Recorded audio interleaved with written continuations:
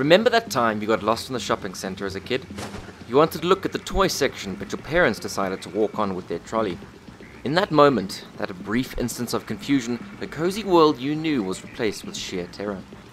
You're lost and alone, the aisle stretching around you, the shelves consuming your cone of vision.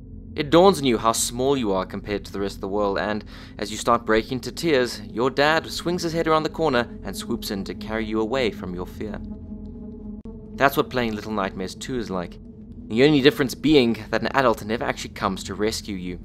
No, every adult you encounter while playing as Mono, a little boy hiding his face from the world with a paper bag, is a horrific abomination. In fact, that goes for everything you'll encounter in this strange yet harrowing game. Everything, all the locations and terrible characters you encounter, are alien, yet they're all strangely familiar. That's the beauty of Little Nightmares 2. While everything the game throws at you is sure to send a chill down your spine, you'll be utterly engaged by every second. It's not often a horror game comes along that it maintains a powerful atmosphere that never outstays its welcome. For that, this game should be celebrated. Much like The Medium, which we reviewed a few weeks back, Little Nightmares 2 isn't a game you're playing if you're looking for a challenge. There are some light puzzles permeating the generally linear world, but none are especially taxing. There's a smart simplicity to solving many of them, even if the game does sometimes over-rely on sections that require you to stand still and wait until it's safe to move again. Luring a twisted monstrosity away from the TV that's currently mesmerizing it into a puddle of electrocuted water isn't difficult, but it is satisfying to figure out. You'll feel smart for overcoming the game's challenges, even if they're not too complicated, a testament to how well this game has been designed. It's not a difficult platformer either, with most jumps and leaps being rather forgiving in their distance. Despite that, they'll all feel life and death. Every single time Mono jumps across anything, whether there's something below him or not, you're gripping the controller tighter than you probably should be.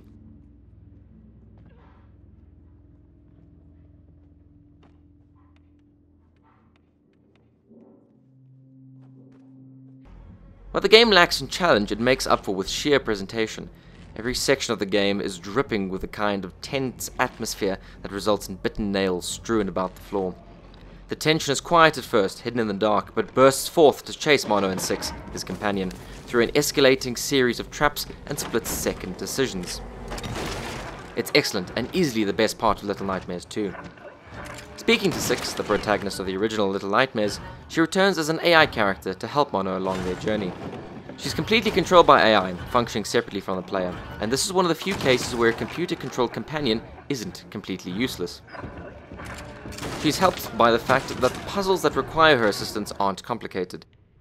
You won't be forced to wait around for her or find yourself yelling at the TV because she's not doing what you need her to do. While the addition of a second character doesn't change matters up tremendously from the first game, something that could be a criticism, it enhances play enough to make it feel fresh when she is around. It's also worth mentioning that this is an attractive game, which is a strange thing to say when one of the focal points of the game involves a maths teacher with a neck that stretches like a snake searching for prey.